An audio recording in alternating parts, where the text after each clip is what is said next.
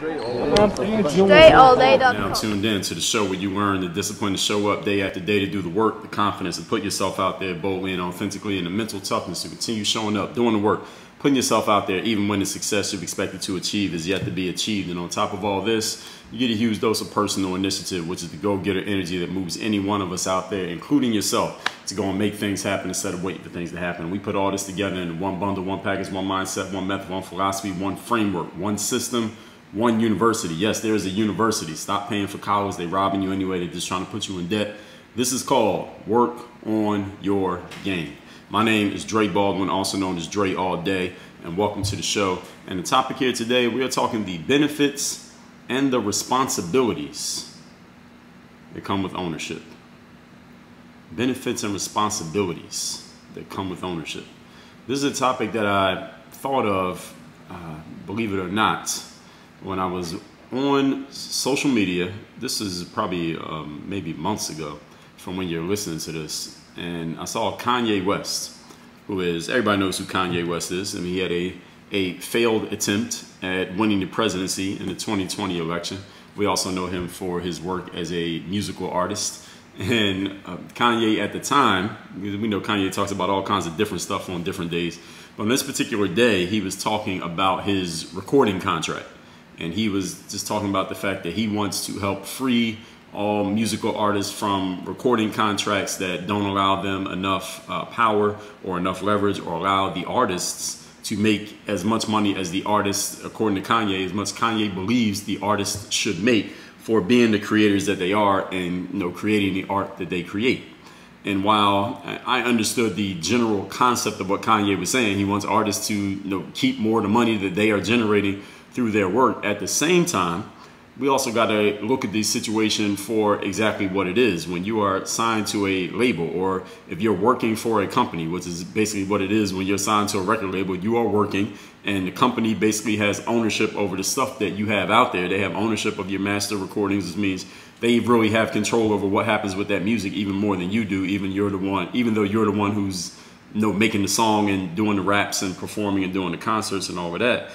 What a lot of people don't talk about when they're talking about the unfairness of, let's say, any kind of recording contract, or somebody like myself who's written books, when you talk about publishing contracts from book publishing companies, or any situation like that, or if you work at a company, anyone listens, if you work at a company, you know you are generating a certain amount of revenue, but the company is providing a certain infrastructure, and they're providing certain resources for you that allows you to do your job, what it is. So sometimes when the people who are on the working side of these situations, they start, you know, voicing their displeasure with how the situation is set up, because they don't feel like they're earning as much as they could be earning in the situation based on what they're generating. But at the same time, they're completely discounting what the company is doing to set you up to be able to do that. And Kanye was, it seemed like he was doing that. He wasn't going into a whole lot of detail. Kanye seems to, you know, that's just his style of communication. He doesn't go into a ton of detail into what he was talking about, but I'm the type of person who does. And I'll give you an example. This is an example that I shared maybe, you know, years ago. I talked about this, but I was working at LA Fitness, and there was this personal trainer there named Mike. Now, Mike was a pretty well-known trainer in the gym. He had been working there for a while. He had an established clientele. And one thing that I know Mike liked to specialize in was he would have his clients do boxing. So he had a lot of female clients who loved to do the boxing training with him. And one day he had some type of conflict with management. It was something that he was doing. The management was telling him, no, he wasn't allowed to do. I don't remember exactly what it was. But Mike was talking to me. Me and Mike were cool. He was venting to me about, you know, the situation with management, because he was kind of pissed off that they told him certain things he couldn't do, and he had to work within certain rules. And Mike was saying to me, like, Dre, man, I'm the one that's doing them a favor. You know, I got all these clients. I don't need to use this gym. I could stop working here. I could train all my clients out in the parking lot, and I could keep all the money for myself. All the money they're giving to LA Fitness, and I'm only getting a cut. Shit, I can go do this myself. I can keep all the money and don't give them none. Shit, I'm doing them a favor by doing all my training here in the gym. You know what I'm saying? And I, you know, just went along with him and supported what he was saying. I didn't, you know, go back with him and say to him, I didn't say to him what I'm about to tell you all here today, because he wasn't really asking me for my opinion. He was just venting at the time. But what Mike didn't understand, actually, I think he did understand, actually. He completely understood, as a matter of fact. Because if he really believed the thing that he had said, then he would have already quit. He wouldn't still be working. He would have just said, all right, fuck it, I quit. I'll just tell all my clients to come work with me outside. But what Mike understood, he wasn't voicing it in that moment, in his moment of frustration and venting, was that the fact that he was working in that gym, and the fact that that gym provided the structure and it provided the facilities and it provided the credibility that allowed him to sign up his clients, was what he was paying for. So when that client pays $50 for a training session and Mike only got 20 of that 50, that 30 was going to LA Fitness for a reason, because LA Fitness was providing something that Mike himself was incapable of providing on his own. So what we're talking about here today is going deeper into that exact concept. And when, again, the subject is the benefits and the responsibilities of ownership.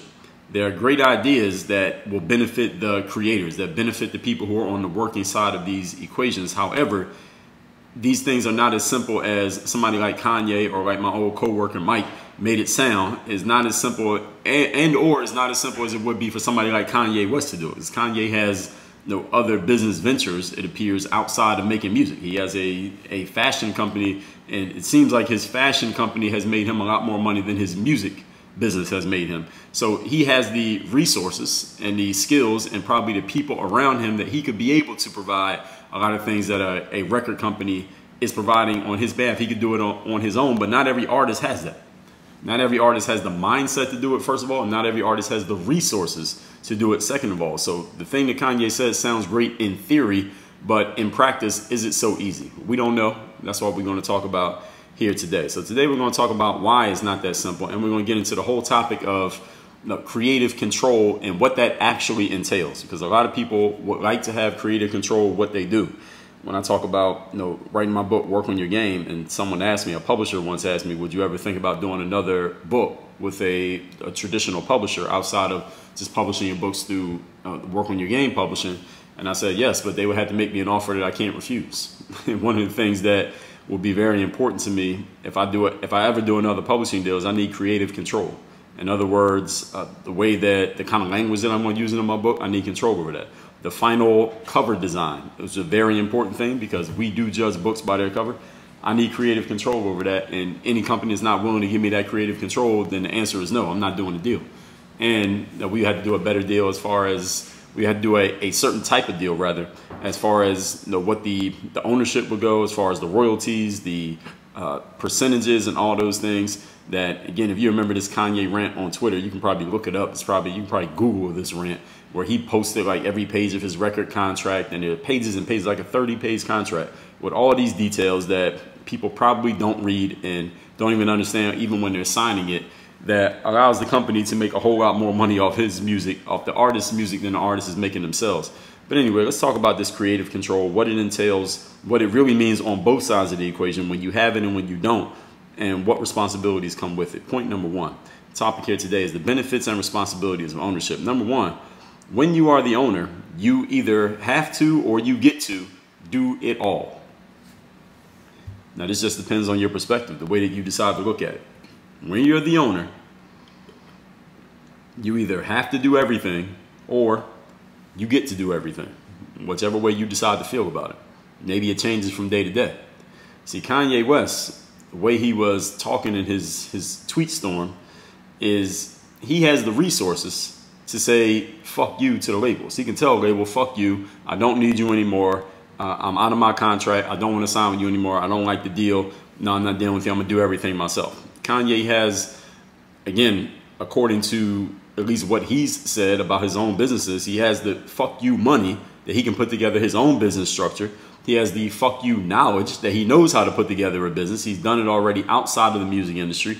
And he has the fuck you clout to where he can still reach his audience and get his message across and do the marketing and the promotion of his work and get it into the eyes and ears of the consumers without having the machine of a huge company behind him to do it. But do all the other artists that he's trying to quote unquote emancipate, do they have that? Most of them don't have any of the three. They're 0 for 3. All right, they don't have the FU money. They don't have the FU knowledge, nor do they have the FU setup. They don't have the clout to reach an audience on their own. Many creators don't have that. So the thing that Kanye was talking about, Yes, again, in theory, it sounds great, but who else can execute on it the way that Kanye could? The mentality is a big part of this. I mean, it's actually the foundation of it, just like we talk about in Work on Your Game University when it comes to having a scoreboard in place. In other words, your key performance indicators. How do you know whether you're winning or losing, what's working and what's not? Having the management in place. That means people who can do the things that you can't do, right? We talked about in the build or buy episode just the day before. And the whole system in place, that whole system that can get your stuff out to the right places, set you up with media appearances, get the artwork done for your music, get all the the music uploaded to the whatever platforms. If you're going to sell physical versions of it, get that to the right places, setting up your shows, designing the stages, getting the tour all set up, getting all the dates arranged, making sure that the venue is right, getting your security in place, making sure the mics are checked, all of the little things that go into it, not little things, but big things that can be looked at as little things are people who are on the outside looking in. Who's going to handle all that stuff? When you take a position of ownership in anything that you do in life, I'm talking about tangible ownership, meaning you are the owner of the business. I'm not talking ownership like taking responsibility for something. Today we're talking ownership like you actually own the business or whatever the situation is. You're in control of all of this. All of this is your responsibility. All of those things will be taken away. The KPIs, you got to provide. The management, you must provide. The whole system, you must provide. And if anything's missing, anything is not working, anything is just not in place, or somebody comes to you with a problem, there's no one to pass it off to until or unless you put those people in place who you could pass the problems off to and the challenges off to. You must provide all the rest. And this is the biggest responsibility that comes with ownership that people don't think about maybe until they get into a position of ownership, or maybe when they're on the brink and they realize, oh, this is all the stuff that I'm gonna have to do. Maybe I don't want ownership as bad as I thought I did. Again, Kanye might be able to understand this, but can every creator do that? Now, if you're a creator and you're listening to this, this is a question that I can't answer for you. You had to answer for yourself. Point number 2, the topic here today, we're talking the benefits and responsibilities of ownership. Let's not ignore, this is point number 2, let's not ignore the trade-offs, which many people do ignore the trade-offs when they are preaching about all the stuff that the powers that be should be giving them. Often people talk about, when elections come around, especially federal elections, people are talking about, well, we should vote for this side because they're going to do this for us, or this needs to get done, or we need to get rid of the two-party system because it's slowing down this happening for the people, or this person's going to do more for the people, this person doesn't care about the people. Usually it's some conversation that's happening that sounds something along those lines. People are talking about what this politician or this person or this group or this company, and this particular conversation we're having here today, talking ownership, people like Kanye talking about what the companies, the labels, need to do for the creators. But understand that the things that the labels do for the creators is what creates. That's the first half of the trade-off. This is why the creator doesn't get to keep all of the money that they generate, because the label is doing a whole lot of the work. A lot of the work is being done by the company. This is why the company gets to keep a certain percentage of the money. It is a fair deal. And understand that when it comes to something being fair or not fair, fair is a very subjective term. The entity that has the power determines what's fair and what's not. You see, if one country decides to invade another country, and the smaller country that's about to be invaded, the smaller, weaker country with the smaller army and fewer resources, says to the bigger country, the invading country, hey, it's not fair for you to invade us like this because we're weak and small and we can't fight back against you. The invading country can say something like, well, you're not in a position to determine what's fair and what's not. Again, like you said, you have no power. And this is true. I'm not necessarily saying that it's right or it's morally correct, but it is true.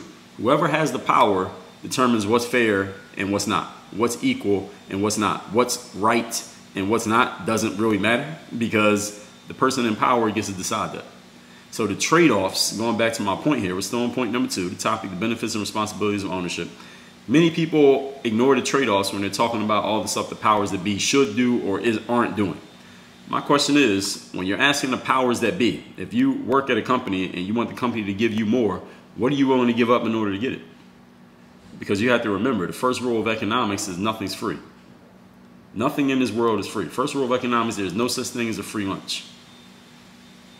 Plans sound great when your whole plan is designed around what you receive in terms of benefits and you're not giving anything back. That's a great plan. Listen, Anybody come to me with a plan where I do all the receiving, everything good that happens is coming my way, but I don't have to give anything up. There's no trade-off for me getting all these benefits. I'll sign up for that plan. The problem is that plan never existed and it never will exist because nothing is free. So if you want the company that you're assigned with or that you're working for to provide you the infrastructure, you want them to provide the facility, they provide the credibility, they provide the processes, they provide the electricity, they provide the structure, they provide the management, they provide somebody doing oversight, they provide the people who double check and make sure that everything is working in your favor. If they're providing all those things, are they supposed to just do that for free? They're not supposed to get anything? So when you generate $100, they get 60 and you get 40. Is that unfair? According to who? Because again, who has the power here? Now, some people may say, Kanye said this himself, many creators say this, whether that's an author, a rapper, an artist, whatever, the basketball players, athletes say this, without the players, without the creators, without the talent, the league doesn't exist. Well, understand something. Without the league, the talent exists, but you ain't got nowhere to show it. You have no structure in which to display your talent. So again, this is the trade-off that needs to be understood. And I'm a person who has worked on the side of being the talent. I'm a person who also understands the side of being an owner. That just because you're the talent and you say, all right, well, if I go away, if all of us baseball players go away, then there is no baseball league. You're absolutely right. But if the baseball league goes away, what are you baseball players going to do? Right? Because if you can run your own league and just keep 100% of the money, well, why are you playing in the baseball league in the first place? You might as well have just done that from the beginning. There was a situation years ago when I remember the M1 mixtape. Those of you old enough to remember the M1 mixtape was a street basketball phenomenon that took over things in the early 2000s. And these guys were playing for M1. M1 was a footwear company. They still exist, footwear and apparel company. They're not as popular now as they were then. I don't know, maybe they've been acquired by somebody over the years. But the M1 players playing for the M1 mixtape, eventually it came out that these players were having contractual conflict with the M1 organization. So all these street ball players who have made big names for themselves, they were in conflict with the M1 company because they felt like maybe they should be getting more of the money, or they didn't like, there was something that was set up contractually between them and the company. I don't know the details, but I do know there was a conflict. So what happened is a bunch of the players left the M1 mixtape when their contracts were up, and they started their own thing. They started doing their own street ball thing. And they put the organization together. I'm assuming they went and hired the managers and the people to put together the tours, and they set it up so that they all got to keep a higher percentage of the money. Now, I don't know what the percentages were or what the contracts looked like or anything like that, but I do know that the new entity that they created, I believe it was called Ball Up. It didn't last as long as the M1 mixtape did, nor did it have the reach that the M1 mixtape did. Now, that doesn't necessarily mean that it was a failure. Maybe you can call it a success, depending on how you want to look at it. If one of the M1 players is listening to this, you reach out to me and tell me yourself. But the thing is, what those players found out once they started doing that, maybe they already understood before they started, is that all of the infrastructure that M1 was providing and the cachet that M1 provided from having been around way longer than their company had been around, they needed to provide all of that now. They needed to provide all of that infrastructure. They needed to provide all of that setup. And they had to do all of it on their own. And again, as I said, their thing didn't last as long as the M1 thing lasted. Now, it does not necessarily mean it was worse than the M1 thing, but it might mean that. It might not, though. Again, I don't know all the details. The details were not publicly available information.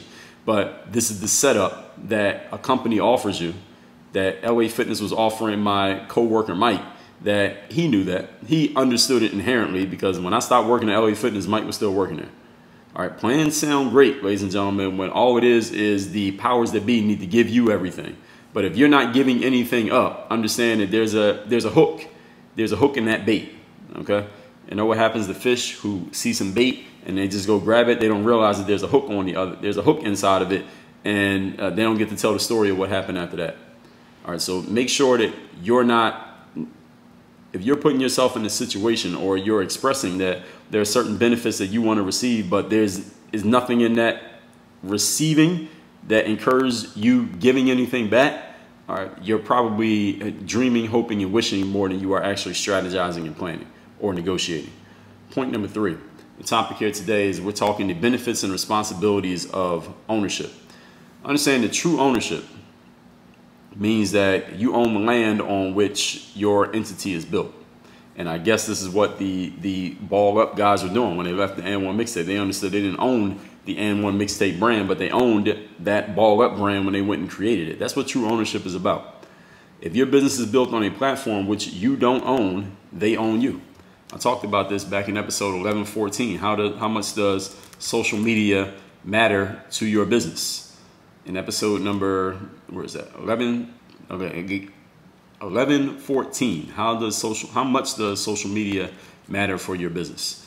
And I told you then that if your business is built on Facebook, or is built on Instagram or Twitter or YouTube or TikTok or any platform which you do not own, you don't actually own that business. They own you.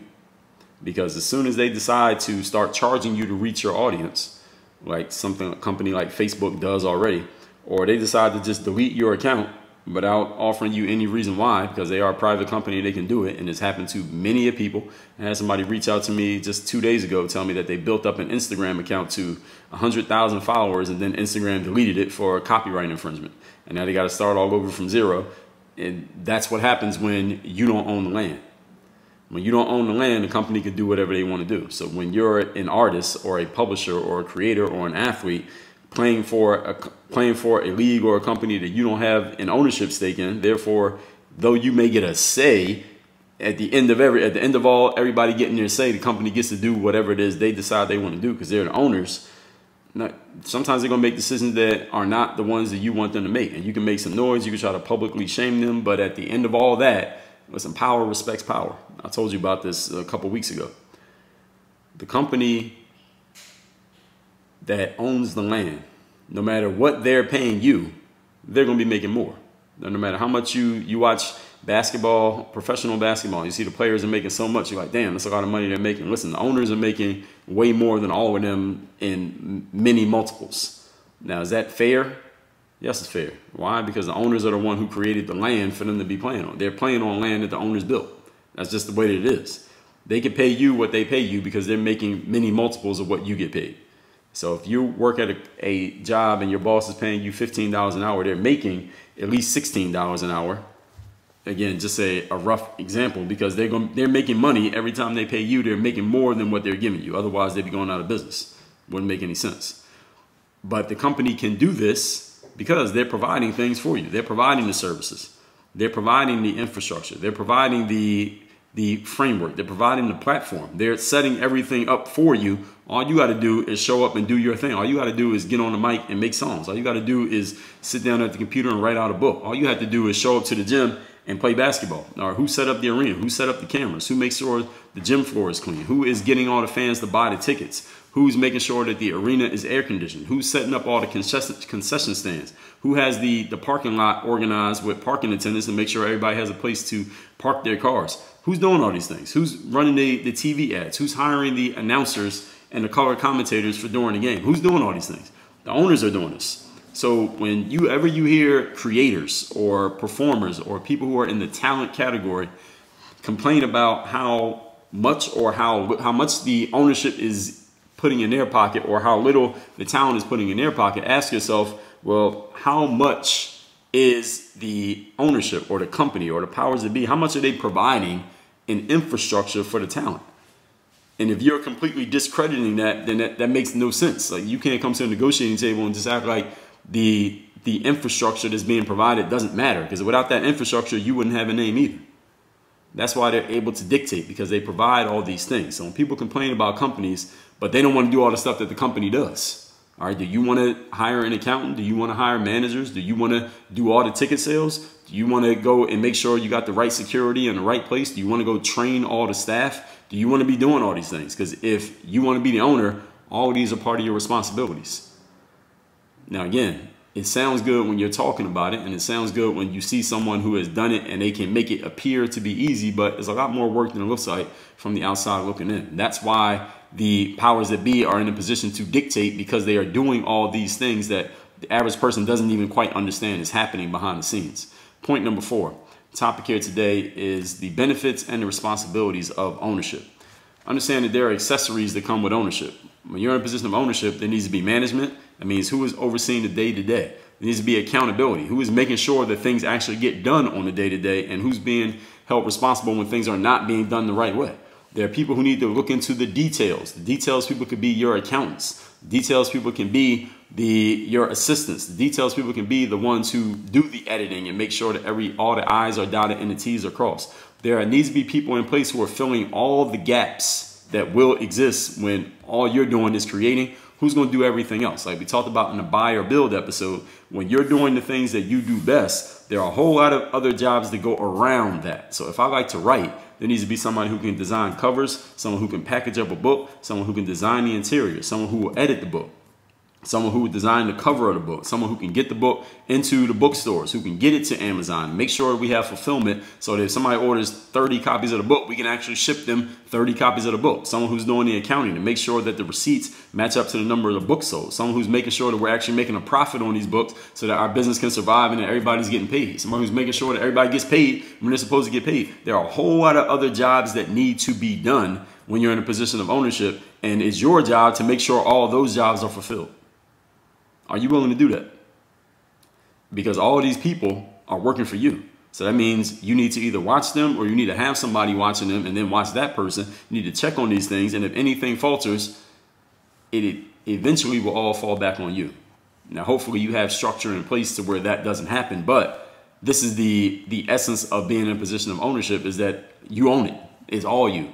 So if anything goes wrong and nobody else can fix it, you're the one who has to step in and fix it. Are you willing to deal with that responsibility? This is an open question. Point number 5. Topic here today is the benefits and responsibilities of ownership. Ownership provides leverage. Okay, this is the benefit of ownership, is that you have leverage. Definition of leverage is the exertion of force by means of a lever or an object. To get leverage, you need something of value that you can exploit that will allow you to get back all the power that you want. So if you want to be in a position of power, in a position of ownership, position of calling the shots, what leverage do you have that would allow another reasonable, logical person to look at you and your offer and say, you know what? Yes, this person does have the leverage. This person does have the power. This person does have they do have the hand up here. They have the upper hand. We gotta give them what they want. What do you have that you can exploit to get that power?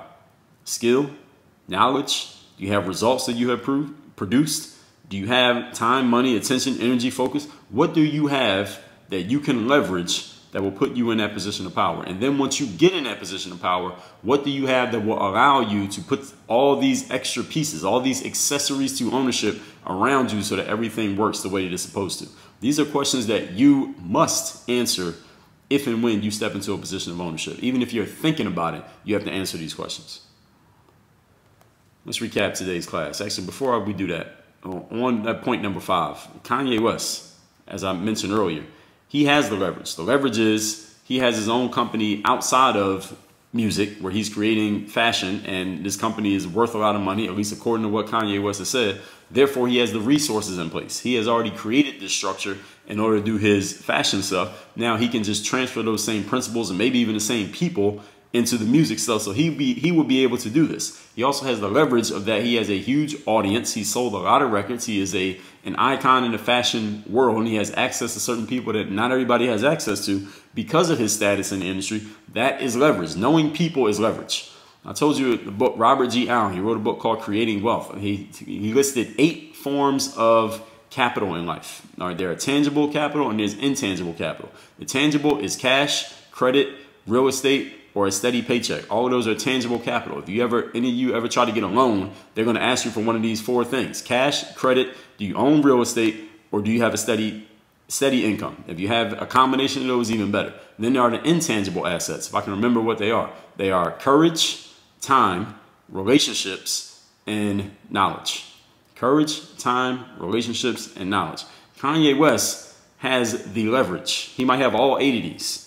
Now, does everyone he is trying to fight for, do they all have these? Because even if he does the work and gets everybody free, so to speak, then what are they going to do after that? See, becoming free is one part, but then what you do with the freedom is another part. And that part, again, Kanye left that part out. So I think he would make a great politician. He can run a campaign just on the part of, I'm going to free everybody, but he didn't talk about, and he might not even need to talk about to win an election, what's going to happen after everybody has their freedom? What are they going to do then?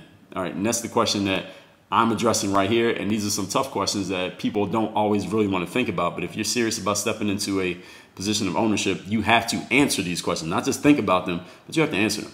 Let's recap today's class, which is the benefits and responsibilities of ownership. Again, after Kanye West's tweet storm about taking ownership over his music and helping other musical artists do the same, it got me thinking critically about the things that he was saying that he didn't really address. Point number one, you have to, or you get to, do everything when you're in a position of ownership.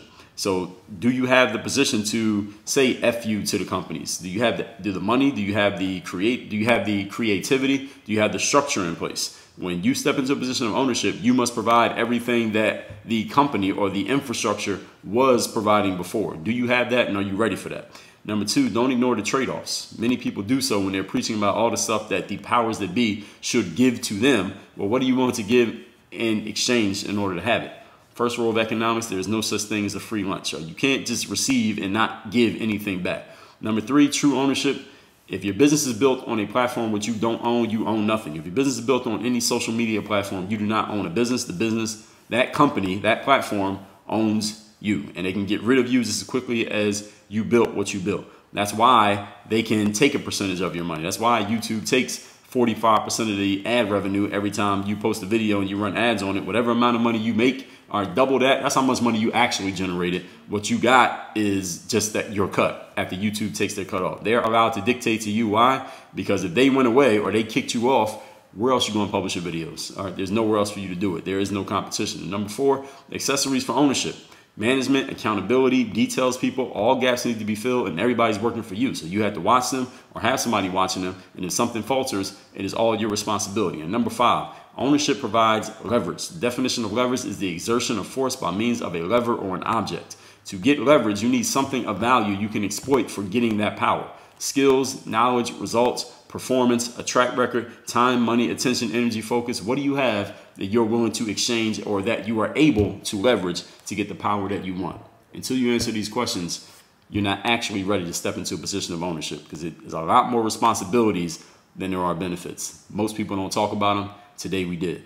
You want to learn more about structuring and making sure that accountability is in place and the strategies in place, and then the action steps to actually put all this stuff to work, and make sure that you have the mindset in place, so which is the foundation of all this. Whether you're trying to run a business, whether you're starting a career, or you're just trying to figure out where you're going, what I suggest you do is join us at Work on Your Game University, where you can the first thing you're going to do is access the Work on Your Game 9-part system, which is where I took the entire Work on Your Game system, the entire framework. We codified it so that you can follow the whole thing all the way through, so you know exactly what this system is about, and you can apply it to your life to be who you need to be, then create a plan to get to where you want to get to, and then take the action steps to get there.